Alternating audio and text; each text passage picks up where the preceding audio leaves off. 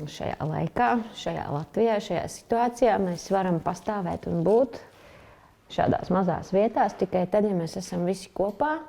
Mums ir savi kopēji mērķi, uz kuriem mēs ejam, uz kuriem mēs virzamies. Arī Alūksnes un Apes novada fonds. Mums nav ļoti daudz naudas, bet mums ir šīs mazās akcijas, mazie notikumi, mazie prieki, kas raisa mūsos pozitīvas domas. Un tas mūsu mērķis ir vairot labo. Varbūt fondā ziedot, viņiem jau tā kā uzņēmums ir, vai samariešu apvienība, kuriem ir tā kā pastāvīgais finansējums. Mēs jau kā zaķi lecam no viena finansējuma uz otru. Tā ir, jo mēs nekad nebūsim tāda organizācija ar tādu pastāvīgu budžetu. Es pat neceru tā, ka tā varētu būt. Jo cilvēki ziedo, viņi ziedo Ukrainai.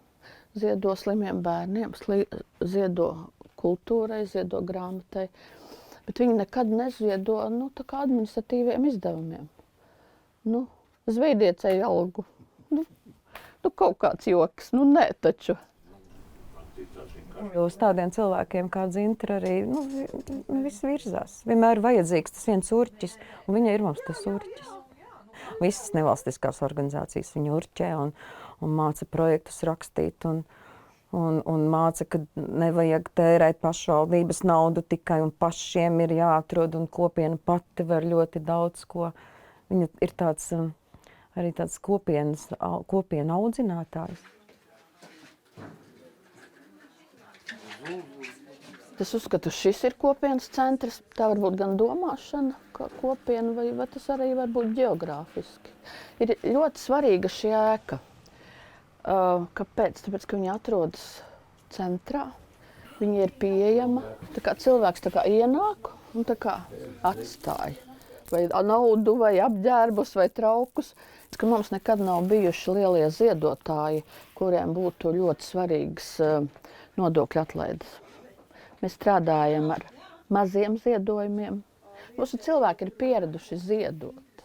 Viņi nesaka, kas tāda par organizāciju. Ko tad viņi grib? Viņi mūs uzticās mums un atpazīst. Tā. Anna Vimbelišķīga. Mums noziedoja Rimī 400 eiro, un mēs paņēmām cukuru uz Ziemassvētkiem biedriem. Katru gadu taisam konfekšu kastes, bet šogad konfekšu kastes netaisījām. Izdomājām cilvēkiem cukuru un margarīnu. Kā jums bija to uzticību iekarot? No pirmās dienas būt atvērtiem un strādāt ar sabiedrību. Ka kaut kas notiek, tad tu pasaki paldies, ka notika. Mēs saņēmām naudiņu, paldies, tik iztērējām, tik palika, tik. Un katru dienu, no rīta līdz vakaram. Var vienu tikai paņemt šito te, un viņu smuki apdzīvot var. Un šitā paņemam, un redziet, pabraukājām, un viņai formiņa. Kas ir tāda, piemēram, šī centra būtība, ka cilvēks šeit ienāk, tad mēs sapratām, ka laipnība. Labdien, kā jums klājas? Jūs varat apsēsties, vai jūs vēlaties tēju vai kafiju. Runāt ar visiem cilvēkiem, kas šeit ienāk, tāda atvērtība un laipnība. Jo es 5 gadus strādāju probācijas dienestā, un tā man bija tāda pieredze, patiesā dzīve. Nevis mēs te tagad fonds, un mēs te tagad tādi smalki ļaudis, un tad tikai strādāsim, te mums būs nauda. Nē, mēs esam strādājuši ar pārtikas pakām. Mums bija labdarības noliktava vairākus gadus. Mums bija vairākus gadus zupas virtuves. Mēs esam strādājuši ar visām mērķu auditorijām, kādas vien kopienā ir bijušas. Mēs, var teikt, mēs neesam iedomīgi.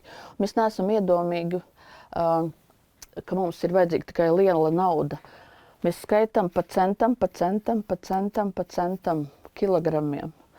Mēs vedam uz Rīgu 50-60 kilogramus 1 centa monētas uz maiņas to bezdelīgu sielu, kur var samainīt monētas. Mēs neesam iedomīgi.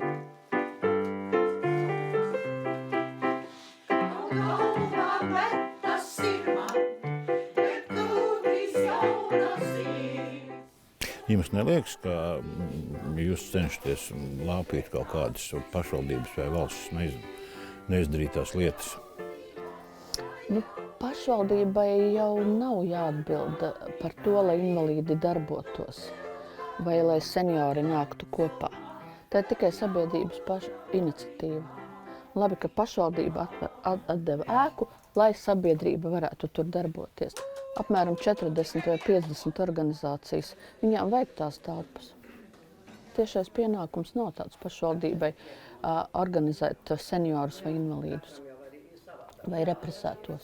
Pie mums nāk arī 3 reliģiskās organizācijas, kurām nav baznīcas. Šeit nāk uz telpām. Ja? Tā kā tas ir vajadzīgs. Šī māja ir labs ielāps. Šis būs labs teiciens.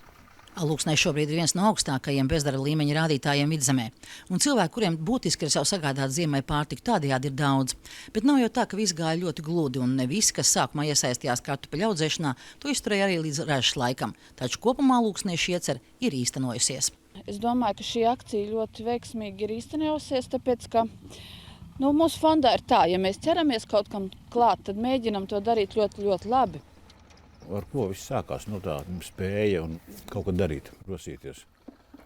Es strādāju tajā ēkā pāri ielai. Es biju algu grāmatvede. Un man bija 2 reizes mēnesī jāstrādā uz avansu un uz algām. Viņi meklēja vadītāju Alūksnes NVO centram. Un tur pirmais nosacījums bija angļu valoda. Man nebija neviena vārda, es debacēju angļu valodā, bet man vienalga pieņēma. Sarasona fondam bija tāda programma. Viņi sāk strādāt ar kopienām. Tas bija tā kā, lai realizētu projektu, bija jānodibina fonds. Tā kā nejauši. Un tā es esmu tagad iepinusies, 19 gadu. 22. gadā, tā kā sākās karš, man likās, ka cilvēki vispār iznesuši no mājām visu ārā, kas viņiem ir. Viņi vienkārši katru dienu te nesa. Tagad mazāk, bet arī nes. Jā, bet tas bija 22. gads, kā jūs joprojām nepagrurstat un atrodat kaut kādu motivāciju? Tur ir pateicība, es domāju, Pāvēlam Čorniem, mūsu brīvprātīgajiem.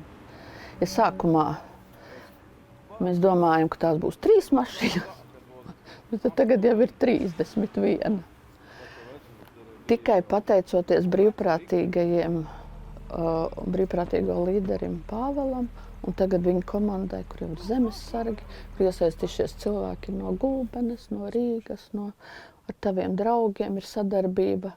Tikai pateicoties šiem cilvēkiem, mēs nepagurstam.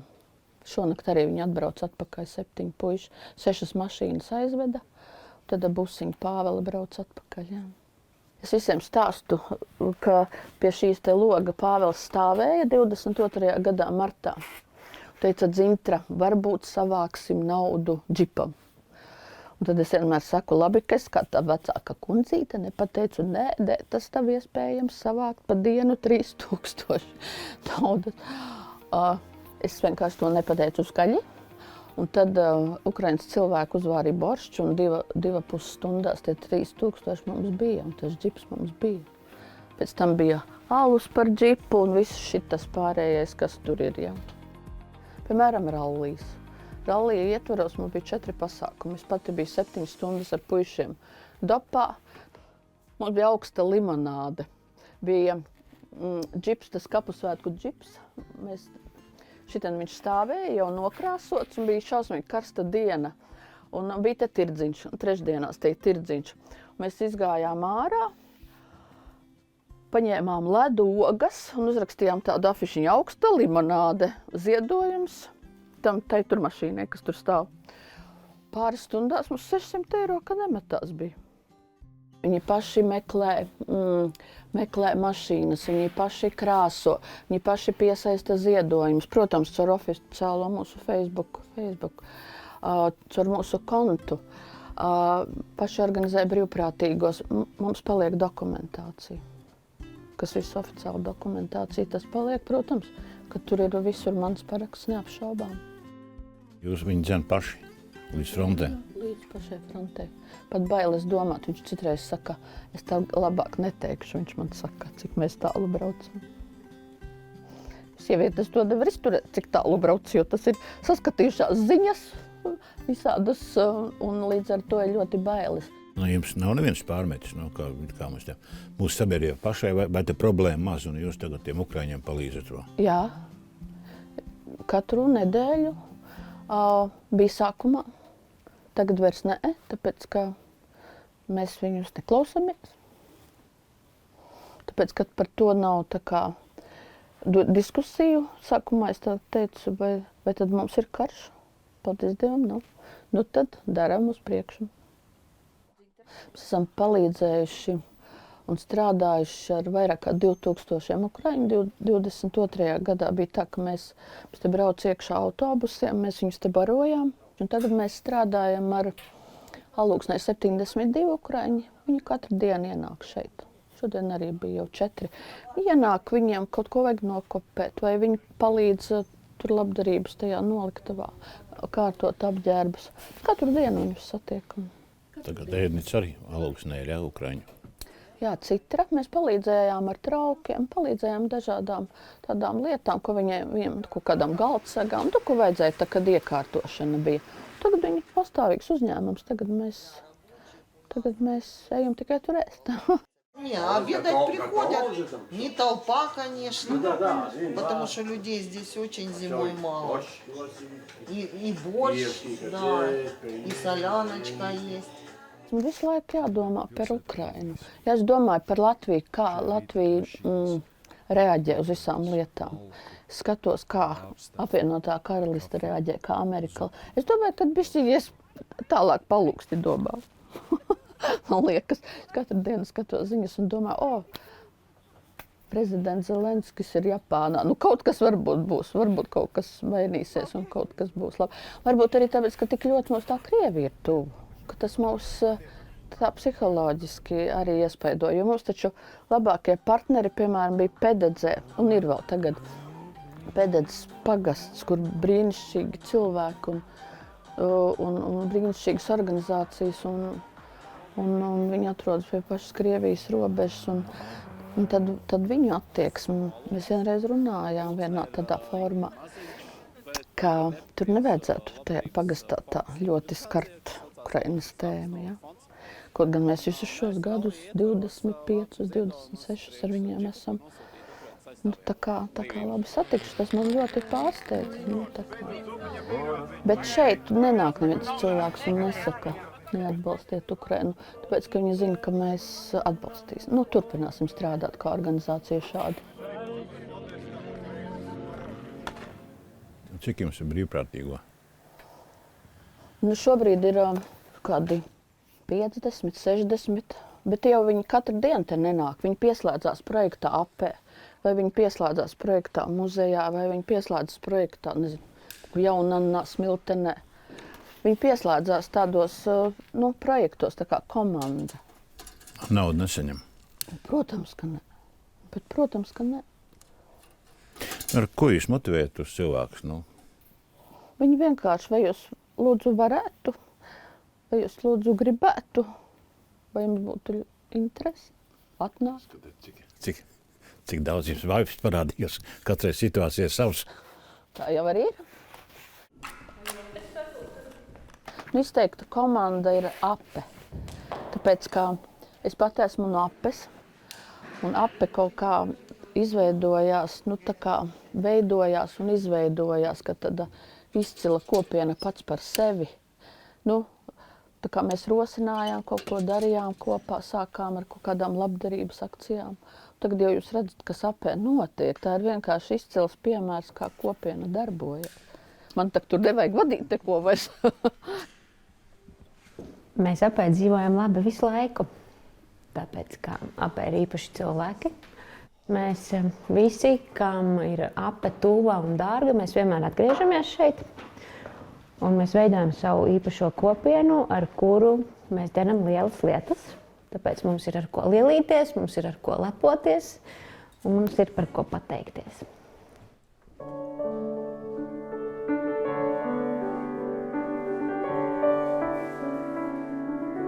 Alūksnes un Apes atbalsta fondā jūs esat štata pianisti vai kā?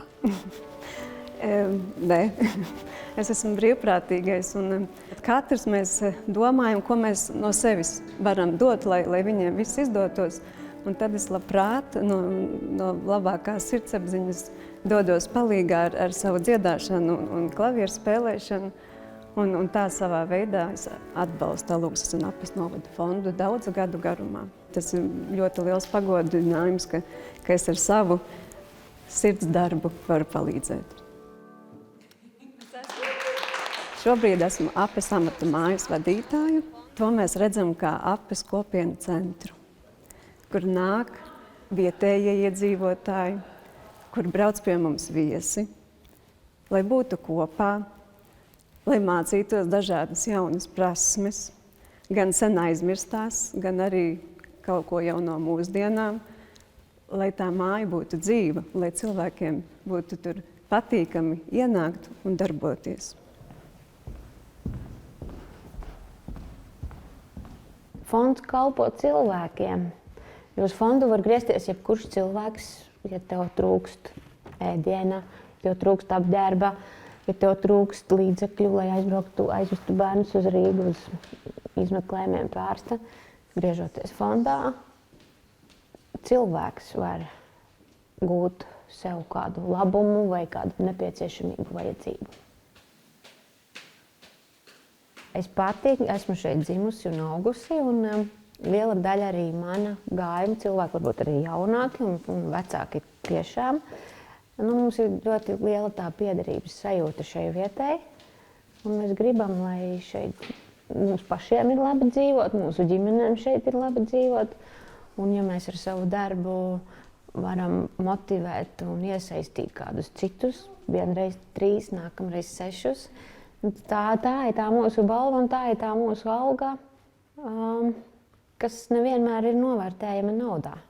Mēs esam pieraduši pie statistikas datiem, kur viss mērams naudā, bet šis darbs un mūsu devums sabiedrībai, kopienai, Latvijai, tas nav izmērāms ar naudu. Tas ir izmērāms ar sajūtām. Mēs ceļamies no rīta un uzstāvējam sevi uz prieku un mīlestību un ejam dienā. Šī māja tika apkurināta ar 18 krāsnīm. Atnākot no rīta, likās, ka ir ļoti augsts, jo tikai pēcpusdienā viss šeit sāk iesilt. Bet šeit ir radošu ideju centrs, traki cilvēki, kuriem ir daudz radošu domu. Mēs domājam, ka mums vajag savu krāsniņu, savu kamīniņu, pie kā sildīties, uz kā dabūt ātri piparmetru tēju. Un caur Alūksnes Apes novada fondu mēs dabījām šo krāsniņu. Un tagad mums ir radiatori, mums ir silts, bet nostalģija un tā dzīvā uguns paliek. Kas šeit Apē noticis pateicoties fondam?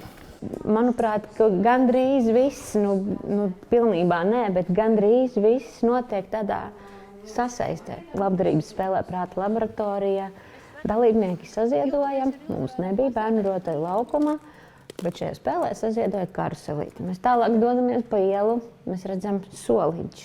Tātad šis atkal ir no Alūksnes un Apes novada fonda, un gandrīz katrā vietā pilsētā mēs kaut kur varam uzrakstīt savu vārdu, ka mēs ar savu devumu to esam devuši šeit. Ieejot muzejā, mēs redzam, ka tur ir muižas makets, kas ir tapis labdarības aplī. Jebkurā ieejot skolā, apsēžoties krāsainajiem pufiem, mēs atkal zinām, ka tie ir fondā. Uz galda klusiņām bez rīta paņemam katru savu instrumentu, ja? Gatavi? Jā. Melānija, gatava neesi? Nav, pareizi paņem.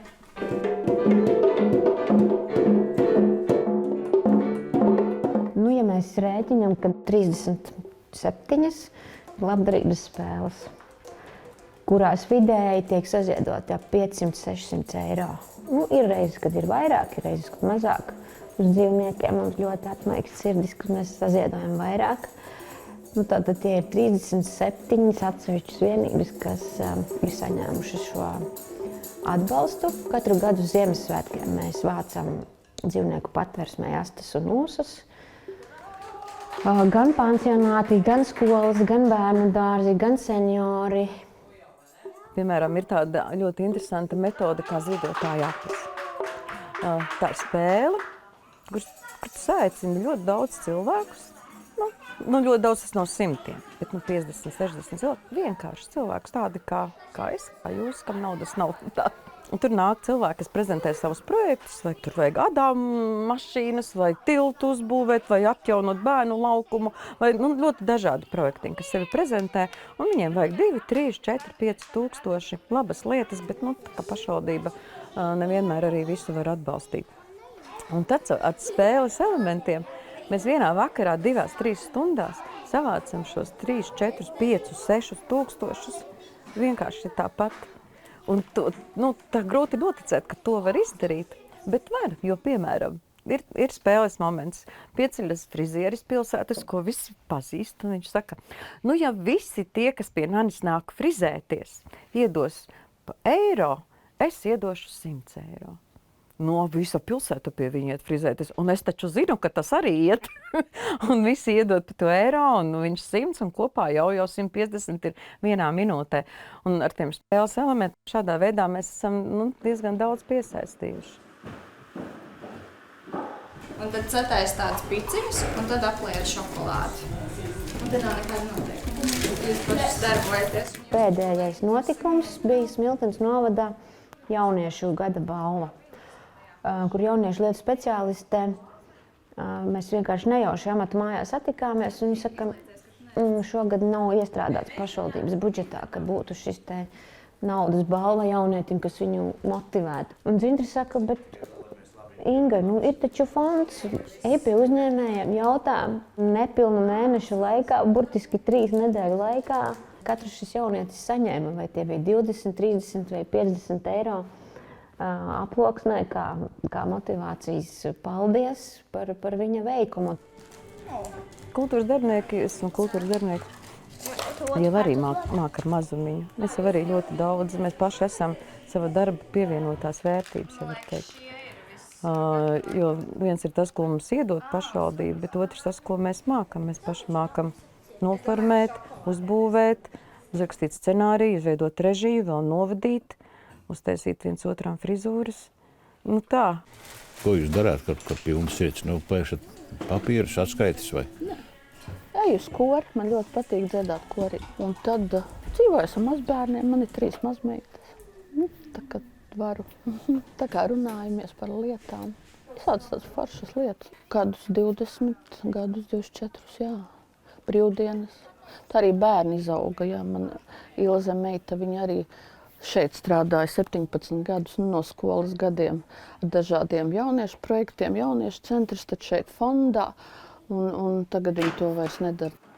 Arī dēls ar vedeklu, viņi vada tās prāta laboratorijas tajā apē, cik viņiem atļauj 3 mazbērni. Ja? Viņi vienkārši izauguši, bet kaut kas ir noņemts viņiem noteikti šajos gados. Bet kaut ko viņi ir ieguvuši.